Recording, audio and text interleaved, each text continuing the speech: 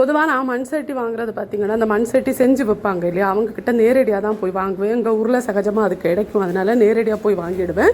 அதே மாதிரி அவங்கக்கிட்டே இது பழக்கிறது எப்படின்னு கேட்டுட்டு வருவேன். ஒவ்வொருத்தங்க ஒவ்வொரு மெத்தடி சொல்லுவாங்க. ஆனால் நான் வாங்குறது வந்து ரெகுலராகவே ஒருத்தங்க கிட்ட தான் வாங்குவேன்.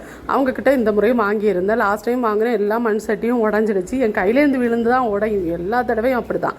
இந்த முறை 2 வாங்கியிருக்கேன். ஒன்று வந்து குழம்பு வைக்கிறதுக்கு, இன்னொன்று பொரியல் வைக்கிறதுக்கு. அந்த மாதிரி 2 சட்டி வாங்கியிருந்தேன். ஒன்று பார்க்குறதுக்கு குக்கர் மாதிரியே இருந்துச்சு.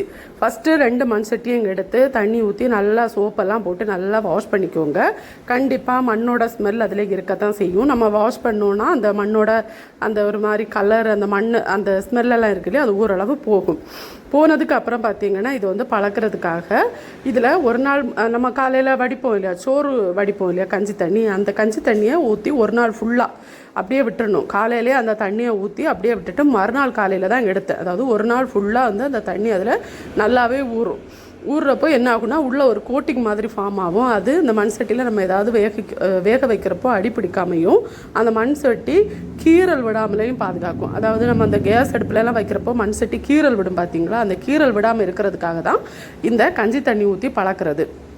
ஒரு நாள் ஃபுல்லாக அந்த கஞ்சி தண்ணியை ஊற்றி அதில் அப்படியே விட்டுட்டேன். காலையில் சோறு வடிக்கிறப்போ இதில் தண்ணியை ஊற்றி அப்படியே வச்சுட்டு மறுநாள் தான் அதை எடுத்து, மறுநாள் சாயங்காலம் போல் எடுத்து மறுபடியும் இதை கழுவி எடுக்கணும். அந்த மாதிரி தான் அவங்க சொன்னாங்க. நானும் அதே மெத்தேடு தான் ஃபாலோ பண்ணியிருந்தேன். பொதுவாகவே கஞ்சி தண்ணியை பொறுத்த வரைக்கும் நீங்கள் ஒரு நாள் ஃபுல்லாக விடுறப்பவே, ஒரு காலையில் வடித்த தண்ணி வந்து சாயங்காலம் போல் பார்க்குறப்பவே அதில் ஒரு மாதிரி அடியில் பாசி மாதிரி அப்படியே படிஞ்சு வந்துடும். அந்த சாதத்தோட அந்த இது இருக்குது இல்லையா, அதுதான் அதில் படிஞ்சு வரும்.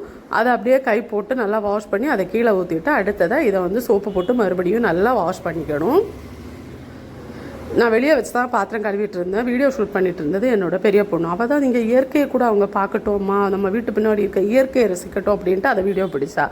சரியா? ஸோ அதுக்கப்புறம் வந்து நல்லா வாஷ் பண்ணிவிட்டு சோப்பு போட்டு கழுவிட்டு மறுபடியும் தண்ணி ஊற்றி நல்லாவே அதை கழுவி இருந்தேன். நல்லா இதை கழுவி எடுத்ததுக்கப்புறமா இது நிறைய தண்ணி வச்சு நம்ம அடுப்பில் வச்சு இதை நல்லா கொதிக்க வைக்கணும். அந்த தண்ணி நல்லா கொதித்து வரணும். சட்டி வாங்குறப்போ பார்த்து வாங்குவாங்க. அம்மா எல்லாம் தட்டி பார்த்தெல்லாம் வாங்குவாங்க. எனக்கு அங்கே அந்த மாதிரி தட்டி பார்த்தெல்லாம் வாங்க தெரியாது. நான் எனக்கு தெரிஞ்ச மாதிரி பார்த்து வாங்குவேன். விரிசல் ஏதாவது இருக்கா அப்படிங்கிறத மட்டும் நான் நல்லா பார்த்து வாங்குவேன்.